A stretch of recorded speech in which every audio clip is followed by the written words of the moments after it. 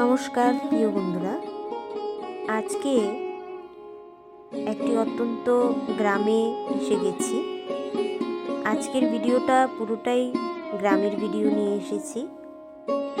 তো গ্রামের সুন্দর দৃশ্য যা আমরা অনেক সময় দেখতে পাই, খুব সুন্দর দৃশ্য আছে এখানে।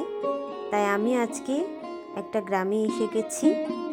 সেই গ্রামে আমি একটু সবার সাথে দেখা করতে এবং গ্রামের দৃশ্যগুলো তোমাদের সাথে তুলে ধরার জন্য এসে গেছি। তো এখানে রান্না প্রস্তুতি চলছে, তো আমিও এসে গেছি সেই প্রস্তুতিতে।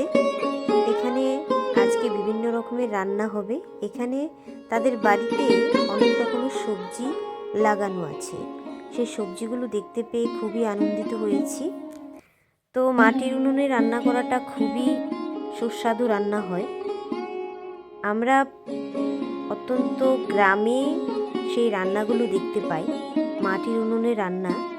এই যে এখানে ভাত বসানো হয়ে গেছে, আর এখানে উনি সবজি কেটে নিচ্ছে। আর সেই পুরানো স্মৃতিগুলো আমাদের উঠে আসে। সেভাবে মাটির উনুনে রান্না করি, এইভাবেই আমরা ভাত আগে খেতাম। এখনও যারা অত্যন্ত গরিব তারা এখনো পর্যন্ত মাটির উনুনেই রান্না করে। তো এখানে ভাত রান্না হয়ে গেছে। এখন আস্তে আস্তে সব সবজিগুলো উনি তেল ছাড়াই আগে মজিয়ে নিচ্ছে। আমরা এই প্রাকৃতিক দৃশ্যগুলো দেখার জন্য খুবই মেতে উঠি। তো এইভাবে আমি আপনাদেরকে দেখানোর জন্য আমিও যাই গ্রামে। সেই গ্রামে গিয়ে আমিও দেখতে পারি অনেক কিছু।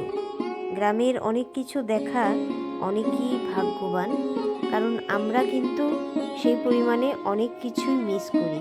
গ্রামের যে প্রাকৃতিক দৃশ্যগুলো আছে সেগুলো দেখতে আমাদের খুব ভালো লাগে। এখানে অনেক কিছু রান্না হবে, তাই এখানে দেখলাম কিছু শাক রান্না হবে। এগুলো কী শাক যারা জানে সবাই আমাকে কমেন্ট বক্সে জানাবে। শাকগুলো খেতে খুব প্রিয়। সেভাবে খুব সুন্দরভাবে জল পড়ছে এবং শাকগুলো ধুয়ে নিচ্ছে। ধুয়ে খুব সুন্দর করে কেটে কেটে রাখছে। যেহেতু শাক রান্না হবে তাই আগে থেকে বেগুনগুলো কেটে ধুয়ে পরিষ্কার করে নিচ্ছে। এখন বেগুনগুলো ভাজা ভাজা করে নিচ্ছে। শাক রান্না করছে তাই বেগুন দিয়েই রান্না করবে। এখানে খুব সুন্দর একটা মাথা, কাতল মাছের মাথা নিয়ে এসেছে। তাই আমি এসেছি, আমাকে দুটো পিঠে দিয়েছে খাওয়ার জন্য।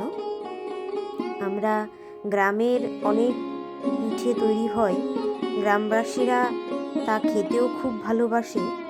তো এভাবে পিঠে খেতে খেতে চলে এলাম। মাছটা ধুয়ে নিচ্ছে, বিশাল বড় এক কাতল মাছের মাথা।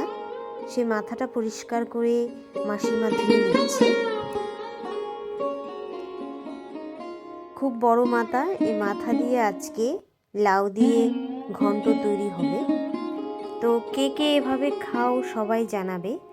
আর আমার এই ভিডিওটা তোমাদের কেমন লাগলো সেটাও আমাকে কমেন্ট বক্সে জানাবে। এখানে বেগুনগুলো খুব সুন্দর করে ভাজা ভাজা হয়ে গেছে। এখন শাকটা ফোড়ন করবে।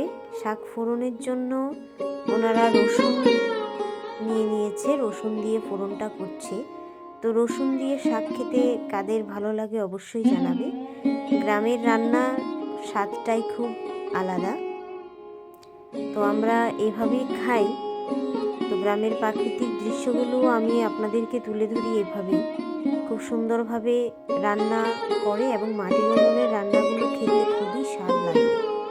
তো এখানে মাথাটা প্রায়ই পরিষ্কার করে ধুয়ে রেখে দিয়েছে। সাথে ওনাদের বাড়িতে অনেক রকম সবজি লাগিয়েছে, সেই সবজিগুলোও কিন্তু পরিষ্কার ঝলঝল করছে। তো গ্রামের পরিবেশে অনেক রকম সবজি আছে, সেই সবজিগুলো আমি আপনাদের সাথে পরে আরেকদিন তুলে ধরব।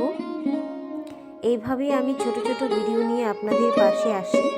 আপনারাও আমার পাশে থাকেন এবং আপনাদের উৎসাহিত পেয়ে আমি প্রত্যেক গ্রামে গ্রামে গিয়ে একটা ভিডিও করি।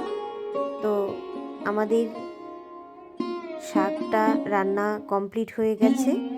এখন হয়তো মাছের মাথাটা ভাজবে, সেটা লাল লাল